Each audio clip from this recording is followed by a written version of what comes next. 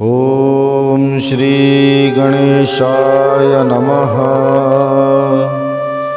श्रियं सरस्वतीं देवीं गणेशं स्कन्दमीश्वरं ब्रह्माणं वन्नीन्द्रादीनं वासुदेवं नमाम्यहम्। गुरुर्ब्रह्मा गुरुर्विष्णु गुरुर्देवो महेश्वरा गुरुर्साक्षात् परब्रह्म तस्मै श्री गुरुवे नमः। नारायण नमस्कृत्यं नरं चैव नरोत्तमं देवीं सरस्वतीं व्यासं ततो जयमुदीरये। श्री पुरुषोत्तम मास महात्म कथा अध्याय 23।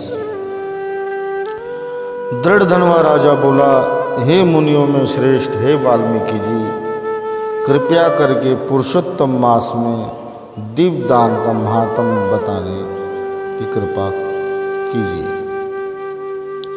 श्री नारायण बोले, इस प्रकार राजा दृढ़ धनवा के पूछने पर अत्यंत प्रसन्न मुनियों में श्रेष्ठ वाल्मीकि मुनि बोले। वाल्मीकि मुनि बोले, हे राजा, पापों का नाश करने वाली कथा को सुनिए, जिसके सुनने से 5 प्रकार के महान पाप नाश को प्राप्त होते हैं। पूर्व काल में सौभाग्य नगर में चित्रबाहु नाम से प्रसिद्ध बड़ा बुद्धिमान अत्यंत बलवान राजा था। वह राजा समस्त धर्मों को जानने वाला, शील रूप और दया से युक्त, ब्राह्मणों का भक्त, भगवान का भक्त तथा भगवत कथाओं में मन लगाने वाला, पशु पुत्र चतुरंगानी सेना ऐश्वर्य सब कुछ उसके पास था। 64 कलाओं को जानने वाली उसकी परम पतिव्रता स्त्री चंद्रकला नाम की अति भाग्यवती थी, भगवान की भक्ति करने वाली थी। उसके साथ युवा चित्रबाहु राजा पृथ्वी का भोग करने लगा, बिना श्री कृष्ण के दूसरे देवता को वो नहीं जानता था। एक दिन पृथ्वीपति राजा चित्रबाहु ने दूर से ही आए हुए मुनियों में श्रेष्ठ श्री अगस्त्य मुनि को देखा। अगस्त्य मुनि को बड़े आदर पूर्वक लाकर अपने आसन पर बिठाकर विधि पूर्वक पूजा की और भक्ति से आसन देकर मुनि श्रेष्ठ को सन्मुख बिठाया। विनम्र भाव से मुनि के आगे नतमस्तक होकर राजा बोला कि हे मुनिवर, आज मेरा जन्म सफल हुआ है, आज मेरा दिन सफल हुआ है। मेरा ये राज्य, ये मेरा महल धन्य हो गया है। आप श्री कृष्णचंद्र में मन लगाने वाले भगवत भक्त मुनि के चरण जो यहाँ पड़े हैं। हे मुनिवर, आपसे देखा गया ताप पुंज से मुक्त हो गया।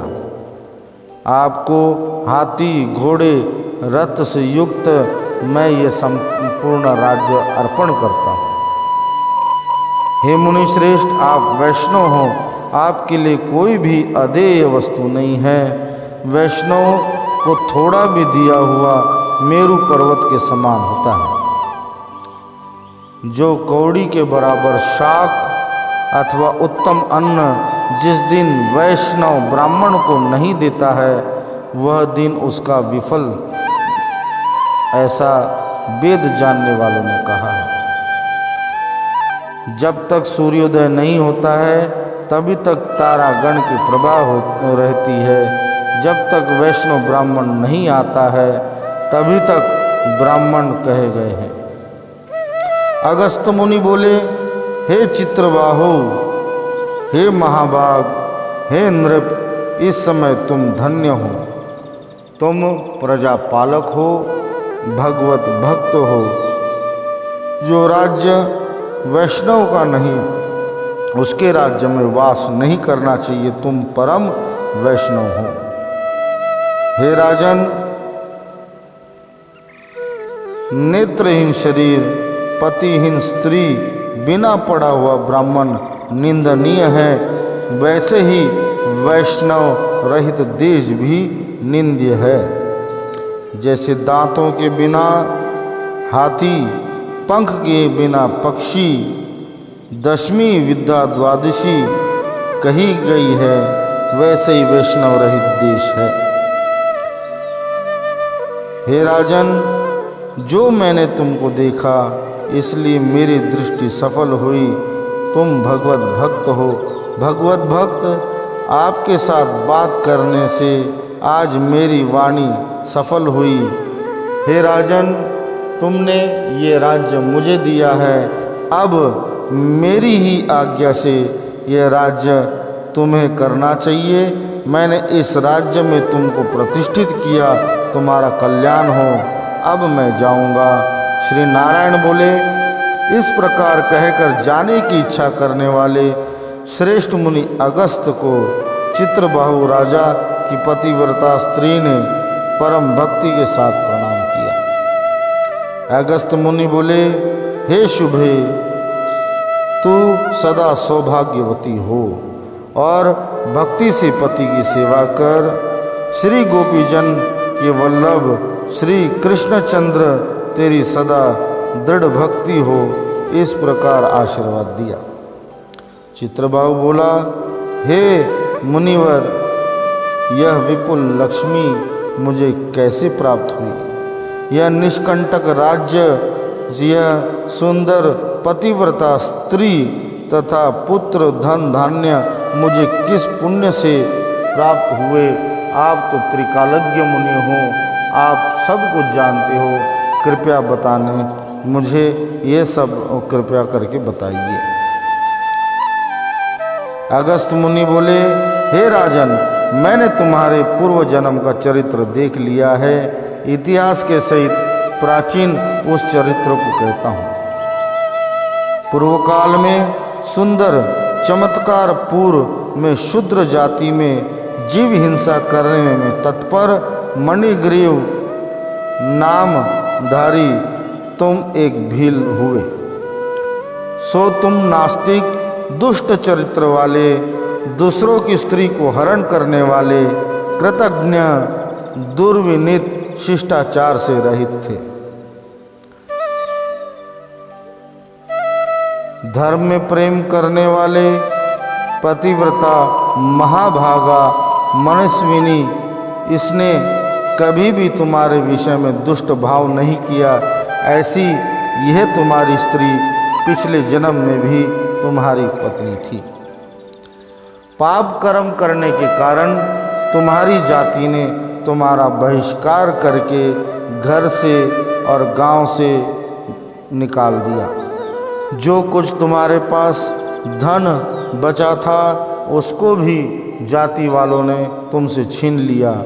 धन रहित और आश्रय रहित तुम अपनी पत्नी को लेकर गहन वन में चले गए। वन में जाने के पश्चात वो मणिग्रीव वहाँ भीतर वन में एक कुटिया बनाकर अपनी स्त्री सहित रहने लगा और शिकार करके अपनी जीविका चलाने लगा। वन में जाकर अनेक पशुओं को मारकर अपनी आत्मा का रक्षण करता था। मणिग्रीव मृग के मांस को खाने की इच्छा से बहुत से सर्प और मृग से भरे हुए उस वन में शिकार करने जाता था। हे राजन, एक समय मध्याह्न के समय तृषा से अत्यंत पीड़ित हो वहाँ ही गिरकर महामुनि उग्रदेव मरणासन्न हो गए। उस समय रास्ते को भूले हुए उस दुखित ब्राह्मण को देखकर तुमको दया आई। उस ब्राह्मण को उठाकर और उसको साथ लेकर तुम अपने कुटिया में गए तथा उस दुखित ब्राह्मण की तुम दोनों स्त्री पुरुष ने सेवा की। एक मुहूर्त के बाद उस समय महायोगी उग्रदेव को होश आया। जब अपने नेत्र खोले तब आश्चर्यचकित होकर चारों ओर वो उग्रदेव ब्राह्मण देखने लगे कि मैं तो सरोवर के निकट मूर्छित हो गया था, यहाँ कैसे आया। तब उग्रदेव की दृष्टि मणिग्रीव और उसकी पत्नी पर पड़ी। श्री नारायण बोले, मणिग्रीव ने उस ब्राह्मण से कहा, हे ब्राह्मण, यह सुंदर तालाब है, इसमें कमलिनी के पुष्प से सुगंधित शीतल जल है। हे ब्राह्मण, उस शीतल जल में आप स्नान करिए, मध्याह्न की क्रिया करके फलाहार करिए और सुंदर शीतल जल का पान करें। इस समय मैंने रक्षा की है, आप सुख से विश्राम करें। हे मुनि श्रेष्ठ, आप उठिए और आप तो कृपा करने के योग्य है। अगस्त्य जी बोले, उस समय उग्रदेव ब्राह्मण श्रम रहित सावधान हो मणिग्रीव का वचन सुनकर तृषा से व्याकुल हो उठा। हे चित्रबाहो, मणिग्रीव की भुजा पकड़कर वट वृक्ष से शोभित तालाब के तट पर जाकर बैठ गए। वट की छाया में बैठकर क्षण मात्र में विश्राम कर, स्नान कर, नित्य कर्म कर वसुदेव भगवान का पूजन किया, देवता तथा पितरों को तर्पण किया। जल को पान कर उग्रदेव ब्राह्मण शीघ्र तट के मूल भाग में आकर बैठ गए। पत्नी सहित मणिग्रीव ने मुनि श्रेष्ठ उग्रदेव को नमस्कार किया और अतिथि सत्कार करने की इच्छा से विनय युक्त वाणी से बोला। मणिग्रीव बोला, हे ब्राह्मण, आज मुझको तारने के लिए आप मेरे आश्रम को आए हो। आपके दर्शन से मेरे पाप नष्ट हो गए। इस प्रकार उस ब्राह्मण से कहकर प्रसन्न मणिग्रीव ने अपनी स्त्री को वन से फल लाने के लिए भेजा। स्त्री ने वन से सुंदर सुंदर और मीठे रसपूर्ण फलों को लाकर अपने पति को दिया। मणिग्रीव उन फलों को लेकर उग्रदेव ब्राह्मण के निकट गया और उन्हें फल देते हुए कहा कि हे मुनि श्रेष्ठ, आप इस फलों को ग्रहण कीजिए और अपनी क्षुधा शांत कीजिए। उग्रदेव ब्राह्मण बोले कि हे भद्र, मैं तुमको नहीं जानता, तुम कौन हो, सो मेरे से कहो। विद्वान ब्राह्मण को चाहिए कि अपरिचित का भोजन नहीं करे। मणिग्रीव बोला कि हे ब्राह्मण, हे द्विज शार्दुल, मैं शूद्र जाति में उत्पन्न स्वजनों से और जाति वालों से अपने बांधवों से त्यागा हुआ हूँ। इस प्रकार शूद्र के वचन सुन उग्रदेव ने उसके हाथ से फल ले लिए और उन फलों को खाकर अपनी क्षुधा को मिटाया। ब्राह्मण को सुख से बैठे देखकर मणिग्रीव उग्रदेव ब्राह्मण के पैरों को अपनी गोद में रखकर दबाता हुआ फिर वचन बोला। मणिग्रीव बोला, हे मुनि श्रेष्ठ, आप कहाँ जाएंगे? इस निर्जन जल रहित हिंसक जंतुओं से भरे दुष्ट वन में कहाँ से आए हैं? उग्रदेव बोला, हे महाभाग, मैं ब्राह्मण हूँ, प्रयाग जाना चाहता हूँ। इस समय रास्ता न जानने के कारण भयंकर वन में चला आया। उस जगह थकावट और प्यास के कारण क्षण भर में ही मरणासन्न हो गया था। बाद में तुमने मेरे प्राणों की रक्षा की। हे मणिग्रीव, बोलो, तुमको मैं क्या दूं? हे मणिग्रीव, तुम दोनों स्त्री पुरुष ने किस दुख के कारण वन में आश्रय लिया है?